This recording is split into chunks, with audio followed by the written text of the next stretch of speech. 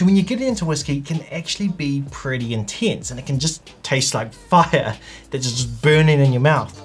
But how do you actually get past that and onto the kind of magical land of tasty notes and flavors and aromas and all the amazing complexities of whiskey? Well, I'm Phil, welcome to First Phil, and I'm going to fill you in about how to get past the whiskey burn.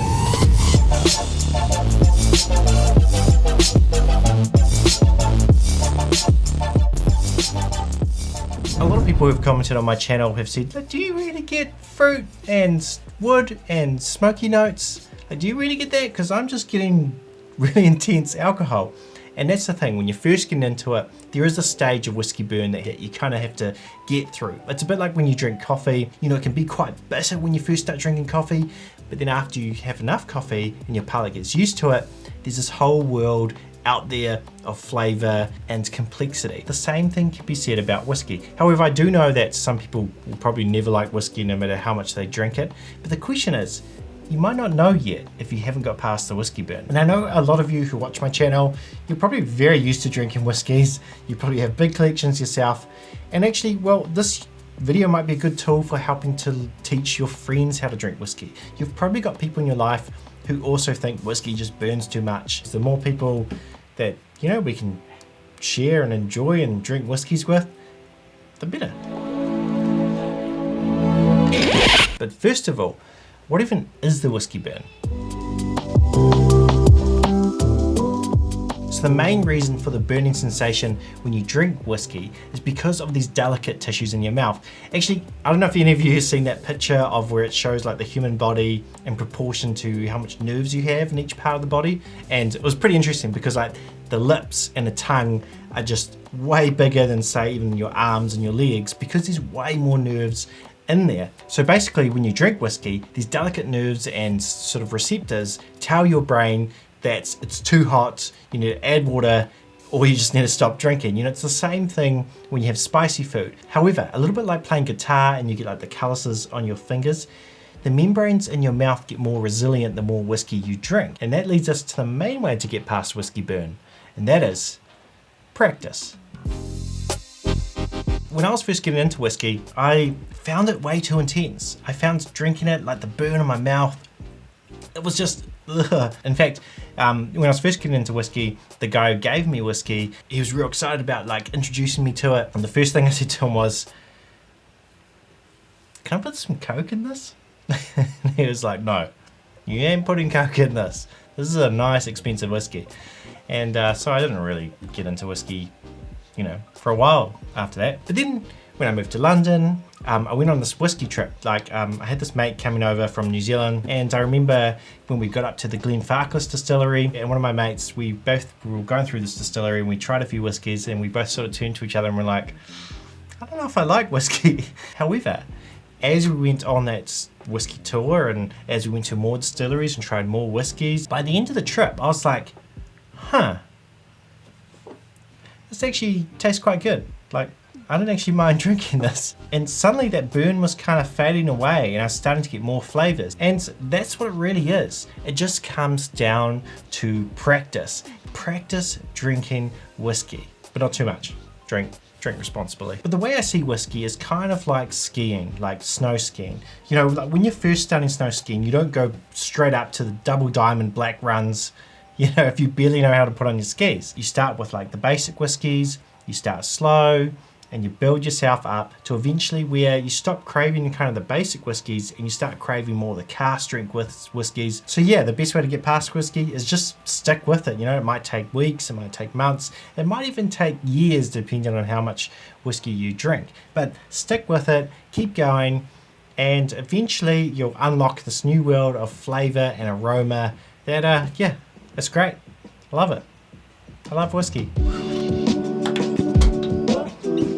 Let's actually talk about some practical tips that can also help with drinking your whiskey. So the first tip is to nose your whiskey, just to smell your whiskey.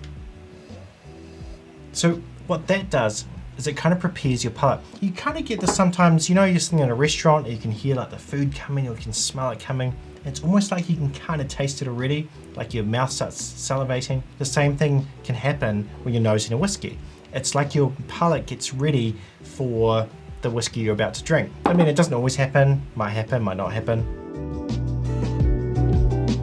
And the next tip is to take really small sips, and I'm talking really small sips, like just enough to wet your tongue. You know, you're not trying to gulp this down. Like, I think the best way to think about it is that if you're drinking really hot coffee, or if you're having a few kind of drops of sriracha, you know, you just want a really small amount so the saliva can help dilute it, and it does really help reduce the burn. And actually, when I've hosted some whiskey tastings, this is the one thing I often forget to talk about, because often I'll pour the whiskeys and then people just, you know, they neck it, because that's the way they're used to drinking spirits. And then they'll tell me, oh, I don't really like whiskey. It's just too intense. Like, yeah, of course it's too intense. You just like gulp down a cask strength whiskey in one go.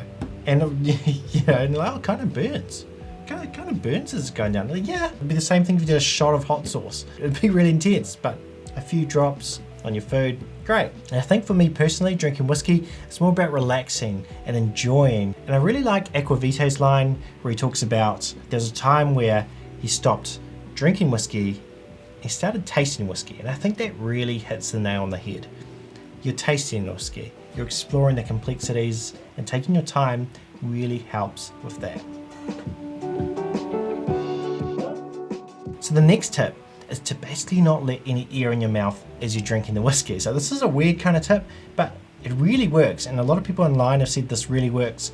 And it makes sense. You know, like professional wine drinkers, the way to really get the flavor out and turn it up is basically to suck in air. Like if you drink a lot of whiskey and you want to go on a wild ride, take a sip of your whiskey and just make like a whistle sound.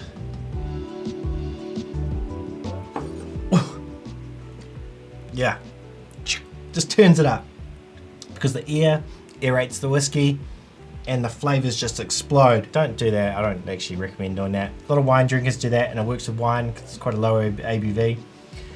But the opposite is also true. So if you are getting into whiskey and you're getting a lot of burn, yeah, the great tip is to basically not let any air into your mouth.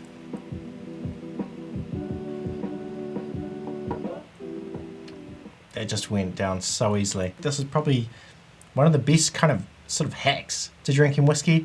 Don't let any air in. It turns it down. You kind of have like a little dial. You like. The next tip, to drink whiskey with some food. Things for me, this is probably not as relevant because I generally don't drink whiskey with food. It kind of, when I'm drinking whiskey, it's kind of the hero. It's not. I'm not trying to do this kind of pairing process. It can help drinking the whiskey and reducing the burn. Some foods I recommend: dark chocolate. Pretty much always goes well with whiskey. Really like dark chocolate. Sherried whiskey, like here, the Tamdhu cask strength, that's a very heavily sherried whiskey.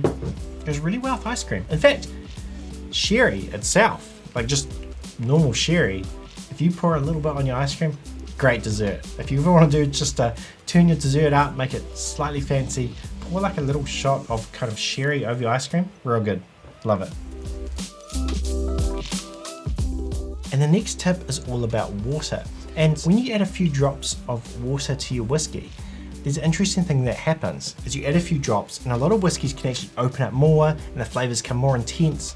And then as you add more and more water, eventually it starts to dilute it and it starts to bring those flavors down and it starts to reduce that burn of the whiskey. So what I would say is basically add some water, see where it sits, does it burn? If it does, add a bit more and just keep diluting it until you find it's starting to suit your palate. And in fact, what's really interesting is master blenders in the industry, you know, the people who create the kind of blends of whiskey, they often will dilute it down to 30% alcohol, which is quite low when most whiskeys are bottled around 40 to 60% alcohol. So yeah, don't feel bad.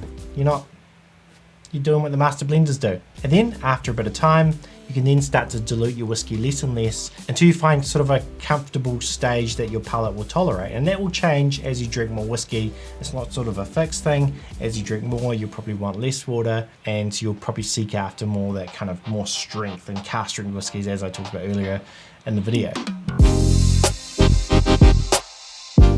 And the next tip is about cooling your whiskey down. And there's two ways to do this. One is to chill your glass, basically Put your glass in the freezer, and when you're ready to drink your whiskey, pour your whiskey in. The second way is to just add ice. What they both do is you're cooling down the whiskey. And what cooling down a whiskey does is it starts to close off the flavour.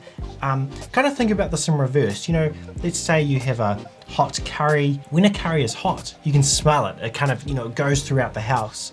But when it's cold and you have leftovers the next day and you take it out of the fridge, the smell is not as intense. But you put it in the microwave, you heat it up, and the smell comes back. And that's what heat does, it opens flavour up. And this is why Guinness, which is quite an intense sort of marmite-y, rich dark beer, is often served cold, because it's quite an intense flavour if it was served warm. So they serve it cold to basically close off that flavour a bit to make it more palatable. So it still feels like a meal, but it's not so intense that it basically feels like you're drinking Marmite. You can turn the flavours up or down depending on how cold the whiskey is. So use that to your advantage. Maybe start drinking it with ice, and then as you get used to that, drink it with a little bit less ice, till you're drinking it by itself, maybe in a cold glass, and then till you're drinking it neat, and you're not even getting the burn at all, and you'll be used to it. It'll be great. But a lot of sort of alcohol connoisseurs and stuff will tell you, you shouldn't add ice to your whiskey, and you shouldn't cool down your glass. That's, it's meant to be stored at room temperature. And actually, this really doesn't help them, because basically when people are getting into whiskey and they're just getting whiskey burn, it can just turn them off. They're not going to drink whiskey. Going back to the skiing analogy, this is the beginner's run. This is how you get people to move up to more of those advanced levels. Drink it with ice, drink it chilled, and as the whiskey tribe say, the best whiskey is the whiskey you like to drink and the way you like to drink it.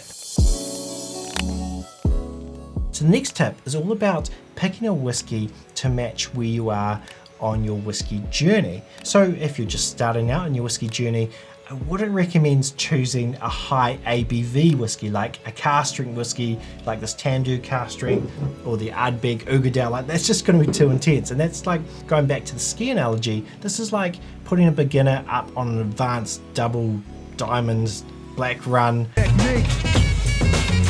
You're not going to do that.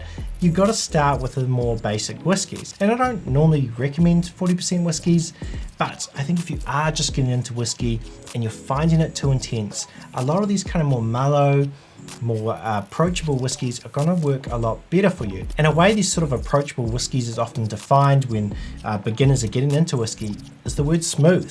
And generally what they're saying is that this doesn't burn too much and this doesn't make me wince. Like, actually, this whiskey's actually quite nice. But a lot of kind of whiskey geeks don't like the word smooth because they're kind of seeking after the more interesting whiskies. So I think kind of a better word for smooth is just mellow, like a mellow whiskey. Something that just goes down really easily. What I'm going to do is I'm going to recommend to you a bunch of whiskies that I think great whiskies to lessen that whiskey burn.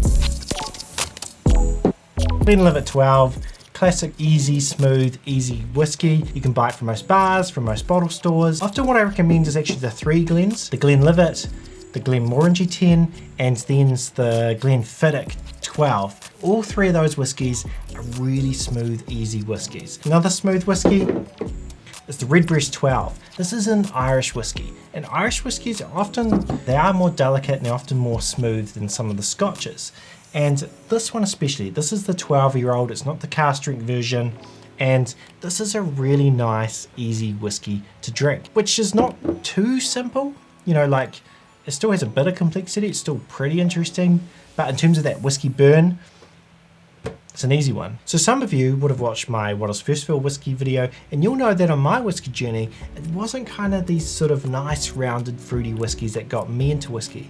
What got me into whiskey, when I was first getting into it and I was finding whiskey too intense and I was getting too much burn, was actually the Lafroig 10. And some of you are probably thinking, what? Huh? Like, isn't that the wrong direction to go if you're finding whiskey too burny? Well, actually, there's a difference between when you first get into whiskey, about finding a whiskey too intense because of the ABV and how much it burns, and how much a whiskey is smoky. Some people just, off the bat, they like smoke. It's a bit like Marmite, it's a bit like coffee. Some people just like it. And some people never will like it. Even people who drink whiskey their whole lives may never get into smoky whiskey. So what I recommend is trying a smoky whiskey. And I think the Lafroig 10 is a good one because it's only bottled at 40%. It's not really burny in terms of the ABV content. It doesn't burn your palate, but it's really intense in the smoke side, like full on turned up. Eventually, I hope one of these strategies will help you reduce that whiskey burn and help you start to explore the wonderful world of whiskies. And you will end up liking a Springbank 12 cask strength. Would I recommend it at the start, but later on you will start to like a whiskey like that. And thanks to my patrons for making this video possible. You guys are absolutely fantastic. Just look at all these amazing people. You guys are great. But above all, make sure you share and enjoy. Beauty.